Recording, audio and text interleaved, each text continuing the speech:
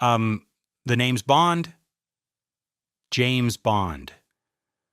GoldenEye wasn't just Pierce Brosnan's sleek debut as 007, it was a resurrection of the Bond franchise, a brutal fight for survival, and a behind-the-scenes battlefield filled with chaos, danger, and cinematic miracles. From explosions that nearly destroyed entire sets, to feuds between stunt teams and filmmakers, to political entanglements that mirrored Cold War espionage, the making of this film was anything but smooth. Today we're uncovering 20 mind-blowing facts about GoldenEye, 1995. Secrets so wild they'll make you see the film in a whole new light. And stick around because the bonus fact will reveal something so bizarre, even hardcore Bond fans won't believe it. Let's dive in. The Bond who almost wasn't. Pierce Brosnan nearly lost his chance to play James Bond twice. In the 1980s, he was cast for The Living Daylights, but NBC refused to release him from his contract on Remington Steele. Fast forward to 1995, Brosnan was offered Bond again, but negotiations stalled when Timothy Dalton briefly reconsidered returning. Brosnan himself later admitted the uncertainty was torture. When he finally secured the role, the weight of expectation was crushing. Bond hadn't been on screen for 6 years. His casting wasn't just a career move, it was a gamble to save the franchise itself. Without Brosnan's suave yet steely presence, GoldenEye might never have reignited Bond for a new generation. A real tank rampage. The legendary St. Petersburg tank chase wasn't a miniature or CGI trick, it was a full-size Soviet T-55 tank tearing through city streets. Production imported the tank, reinforced it, and even added hidden controls, so stunt driver Gary Powell could weave it through alleys with terrifying precision. The problem?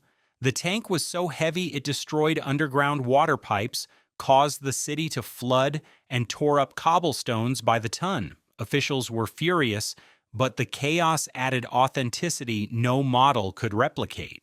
What audiences didn't see was the financial panic behind the scenes. Insurance costs skyrocketed, and one miscalculation could have leveled entire blocks. The tank wasn't just a stunt, it was a real monster on the loose. Judi Dench's Radical M. Casting Judi Dench as M was revolutionary. For decades, M had been played by men, symbolizing rigid, patriarchal authority. Dench's version was different. Icy, calculated, and openly critical of Bond himself. In her first scene, she calls him a sexist, misogynist dinosaur. This wasn't just dialogue, it was a studio risk. Directly addressing criticisms of Bond's outdated machismo, many insiders feared audiences would reject a female M. Instead, Dench's performance redefined the role, so much so that she stayed on through Daniel Craig's era. It wasn't just casting, it was a cultural statement. Bond wasn't immune to evolving gender politics. The gamble worked. Dench's presence grounded the film in modern reality and earned her instant critical acclaim. The dam jump nearly killed the stuntman. The opening bungee jump off the Contra Dam in Switzerland remains one of the most iconic Bond stunts. But what viewers didn't know, it almost killed stuntman Wayne Michaels. At 720 feet, it was the highest bungee jump ever attempted for film. The risk was staggering. If his body position was off by just inches, he could have snapped his neck against the concrete wall. Michaels later admitted he felt the rope kiss the dam on the rebound. The shot was done in one take because no one dared try it again. What audiences remember as Bond's effortless escape was, in reality, one man's brush with death. Nintendo's unexpected Bond legacy? When GoldenEye hit theaters, few predicted its strangest legacy would be in video games. Rare, the British studio behind Donkey Kong Country, was tasked with making a tie-in. What began as a small-scale project became GoldenEye 007 for Nintendo 64, one of the most influential shooters of all time. Its split-screen multiplayer battles shaped gaming culture, creating a phenomenon bigger than the film itself for an entire generation. The irony? The studio originally considered canceling multiplayer altogether because of time constraints. Instead, They kept it in as a last-minute addition. Bond didn't just dominate the box office, he changed gaming forever, making GoldenEye the rare movie that birthed two revolutions at once. The villain who almost was Sean Bean, played Bond Sean Bean's Alec Trevelyan, is one of the most beloved Bond villains, but what audiences didn't know is that Bean was once considered for Bond himself.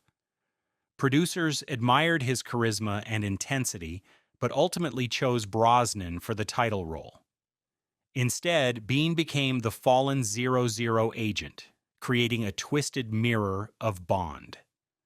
This casting choice turned into genius. Not Bond, but the Bond who betrayed him. The chemistry between Brosnan and Bean gave the film its emotional core, elevating the conflict beyond simple good versus evil. Their shared past made every confrontation heavier, and Bean's tragic demise by satellite dish became one of the most spectacular villain deaths in Bond history. If Brosnan hadn't won the role, the film might have looked very different. The flaming stunt gone wrong. During filming of the fiery train explosion, stuntmen were nearly burned alive. The sequence called for an elaborate fireball as Bond and Natalia narrowly escape. But when the explosives detonated, the flames expanded far wider than planned, engulfing parts of the set and scorching crew members. Safety teams rushed in, and some reported singed hair and burned clothing. Despite the near disaster, director Martin Campbell insisted the footage was too spectacular to waste. What you see in the final cut isn't CGI exaggeration, it's real fire consuming real wreckage, with actors and crew uncomfortably close to eddying catastrophe. Bond films pride themselves on practical stunts, but GoldenEye pushed that tradition to dangerous extremes. The blaze was nearly a production-ending accident.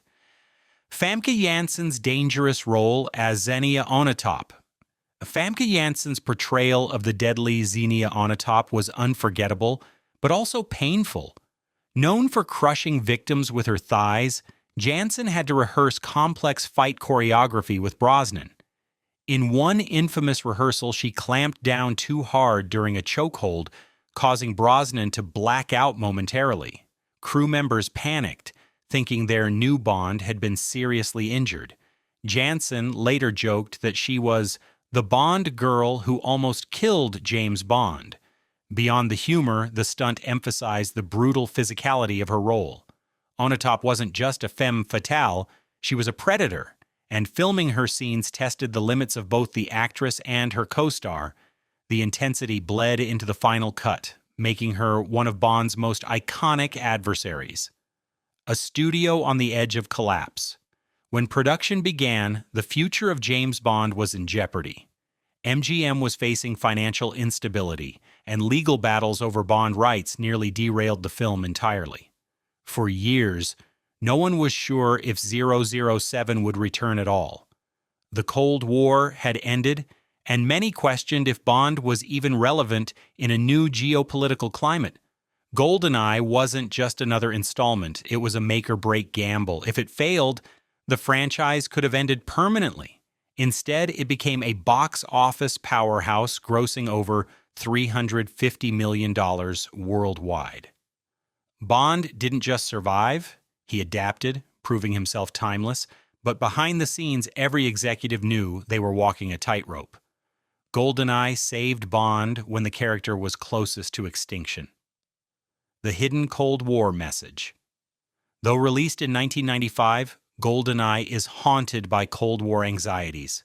The collapse of the Soviet Union left abandoned weapons, rogue generals, and lawless chaos, a perfect backdrop for Bond. The film subtly acknowledges Western fears about Russia's uncertain future, with Trevelyan exploiting Cold War relics for profit and revenge. What audiences didn't realize is that screenwriters drew heavily from real MI6 reports about Russia's instability in the 1990s. The stolen satellite weapon wasn't pure fiction. It was inspired by actual decommissioned space-based weapons programs. GoldenEye wasn't just popcorn action. It was a reflection of post-Cold War paranoia wrapped in sleek action spectacle. The film wasn't about the past, it was about the terrifying uncertainty of a new world order. The motorbike chase that defied gravity. The motorcycle chase on the runway, where Bond launches off a cliff to catch a falling plane, wasn't just movie magic. Stuntman Jacques Malnouy performed the motorbike leap from a real ramp, soaring into open space. But here's the kicker. He couldn't actually land the bike. After the leap, the motorcycle plummeted to destruction while Malnouy deployed a parachute midair. The actual Bond plane grab was completed with wire work and compositing. What audiences saw was seamless editing between life-threatening stunt work and controlled set pieces. The illusion was so convincing that many fans still think it's one continuous shot. The truth, it was a patchwork of near-suicidal stunts and meticulous post-production trickery. Bond didn't just chase the plane, he risked life, limb, and the laws of physics. Isabella Scorupco nearly quit. Isabella Scorupco, who played Natalia, nearly abandoned the project. A model-turned-singer with limited acting experience, Scorupco found the grueling shoot overwhelming. Long nights on freezing locations, endless reshoots, and demanding stunts left her exhausted. She confessed years later that she felt like running away from the set. Adding to the pressure, the role was almost recast midway when executives questioned her screen presence.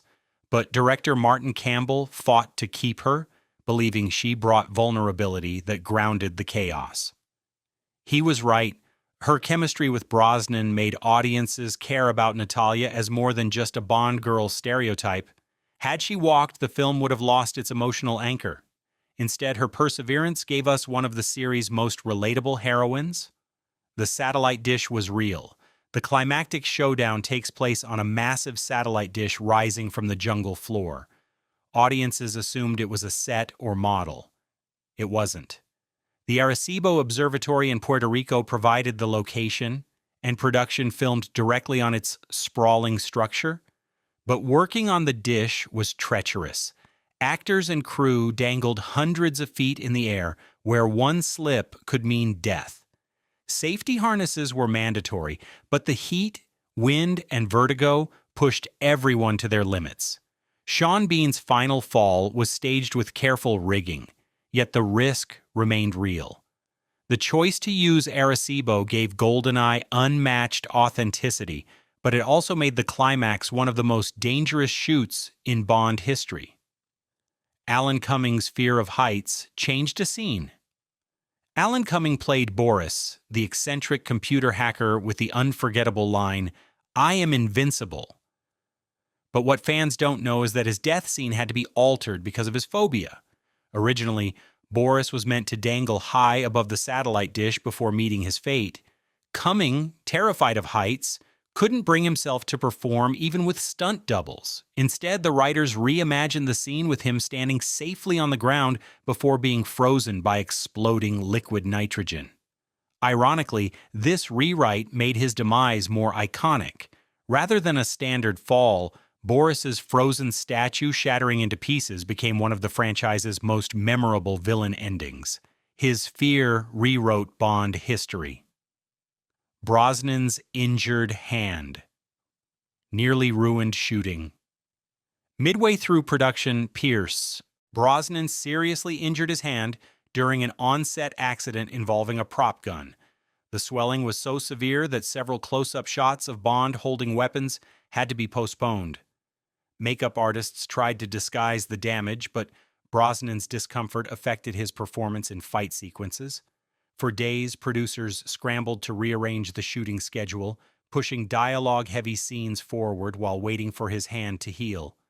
Some insiders feared the injury might derail the entire shoot, delaying the film's release. Yet Brosnan powered through, delivering one-liners and action beats while in pain. It wasn't just Bond on screen, it was Brosnan himself fighting to keep the mission alive. Miniatures and explosives gone wild.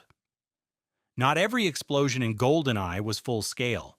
The production relied heavily on miniatures, detailed models of buildings, vehicles, and satellites constructed by special effects maestro Derek Meddings.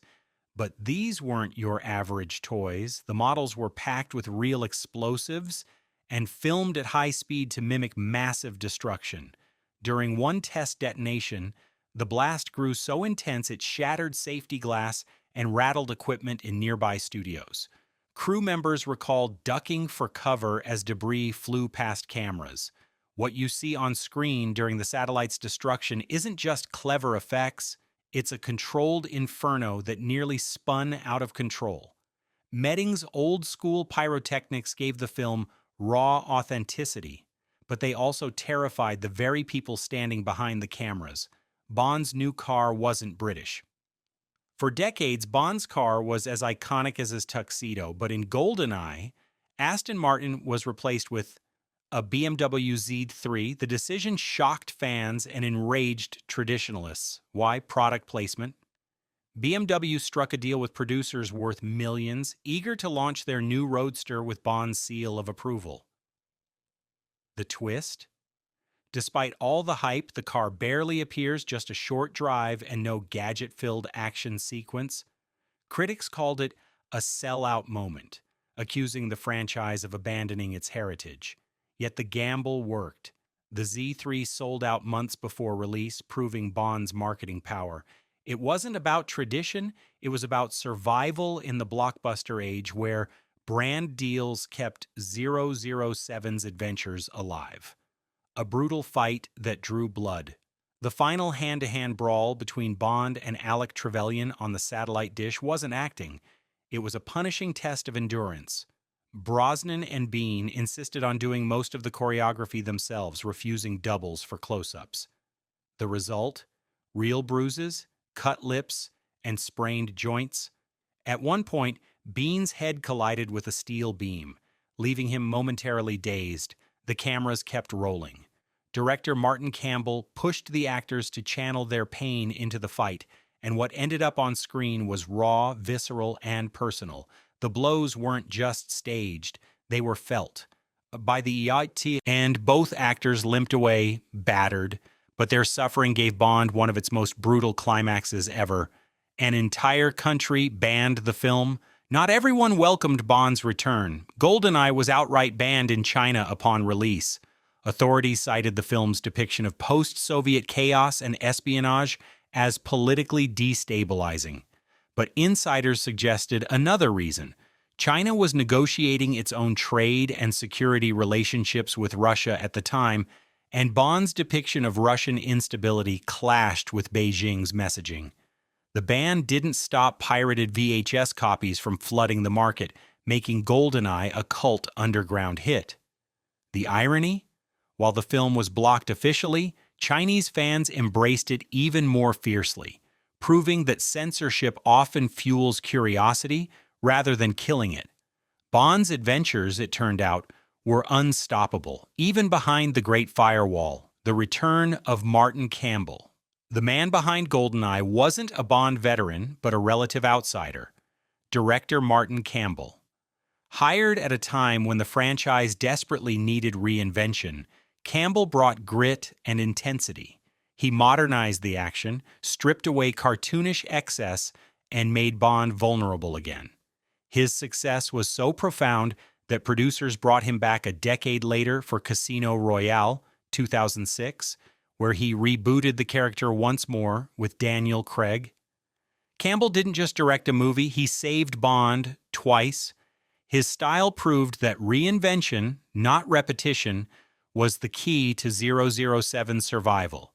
Without him, the franchise might have collapsed in the 1990s, never to recover. The Bond film without Bond's gun barrel. Here's the detail even hardcore fans miss. GoldenEye was the first Bond film where the iconic gun barrel sequence was entirely computer-generated. Previous entries used live-action footage of stuntmen or actors, but in 1995, technology had caught up. Yet the decision wasn't just technical, it was symbolic. Bond himself was being reimagined, reborn in the digital age. Some purists hated it, calling it cold and sterile, but it marked a turning point. Bond wasn't just entering a new political era, he was stepping into a new cinematic one, where CGI would slowly creep into even the most sacred traditions. The familiar barrel shot wasn't Bond behind the gun, it was the ghost of Bond's past meeting the future head-on. GoldenEye wasn't just a slick spy thriller, it was a resurrection, a gamble, and a mirror of its time where Cold War shadows collided with digital futures, and tradition wrestled with reinvention. Behind the explosions and one-liners were real risks, real blood, and a franchise on the edge of collapse. Brosnan's debut didn't just save Bond, it redefined him. If you loved uncovering these secrets, hit like, subscribe, and drop your favorite GoldenEye moment in the comments. Because in the world of 007, the truth is always stranger than fiction.